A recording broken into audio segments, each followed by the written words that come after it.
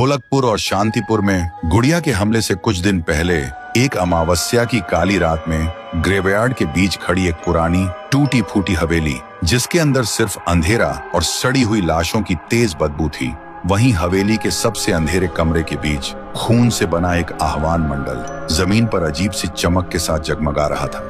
उसके बीच एक पुरानी गुड़िया रखी थी और आह्वान मंडल के इर्द गिर्द 3 तांत्रिक उस गुड़िया पर श्रापित काला जादू की विधि कर रहे थे। 3 तांत्रिकों की आवाज एक साथ गूंज रही थी। मंत्र इतने भयानक, इतने गहरे थे कि जैसे हर श्रापित अंधेरों के आत्मा को आजाद कर रहा हो। तभी हवेली के अंदर चारों तरफ से हर तरह के भूत प्रेत की आत्माएं हवा को चीरते हुए सीधा उस गुड़िया के अंदर घुसने लगी। और जैसे ही आखिरी आत्मा घुसी, गुड़िया की आंख खुल गई और अचानक वो 3 तांत्रिक टुकड़े टुकड़े होकर बिखर गए। तभी गुड़िया उठती है और जोर जोर से हंसने लगती है। उसका हंसना इतना तेज, इतना खौफनाक कि पूरा ग्रेवयार्ड कांप उठता है। और इसी तरह पैदा हुई शैतानी रूह से भरी राक्षसी गुड़िया।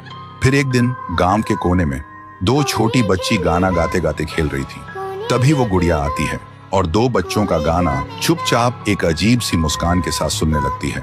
उसकी हरकतें एकदम अजीब थी और जैसे ही बच्चों ने उस गुड़िया को देखा, उनका गाना एकदम बीच में रुक गया, क्योंकि इससे पहले उन्होंने कभी चलती हुई गुड़िया नहीं देखी थी।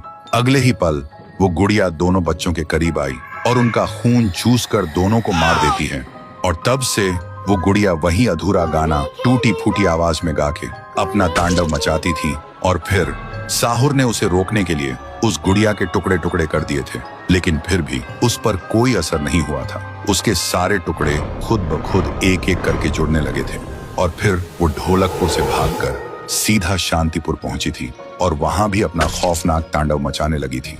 लेकिन शांतिपुर में भी उसका आमना सामना हुआ था पीहू और साहुर से, और फिर दोनों ने मिलकर उस गुड़िया को आग से जलाकर खत्म कर दिया था। और इस तरह पीहू और साहुर ने गांव वालों को उस श्रापित राक्षसी गुड़िया से बचाया था। लेकिन जलने से पहले जब साहुर ने अपने जादू से उसे कस के पकड़ रखा था, तब गुड़िया अपनी एक उंगली चुपके से जमीन पर गिरा दी थी। फिर गुड़िया आग में जलकर राख बन गई थी और वो उंगली अब भी वापस लौटने के लिए अपने वक्त का इंतजार कर रही है। तो दोस्तों, क्या आप देखना चाहते हो गुड़िया का वापस आना और इटाची वर्सेस गुड़िया का जबरदस्त तांडव? तो कमेंट करो और इस वीडियो को 1 लाख लाइक्स तक पहुंचा दो।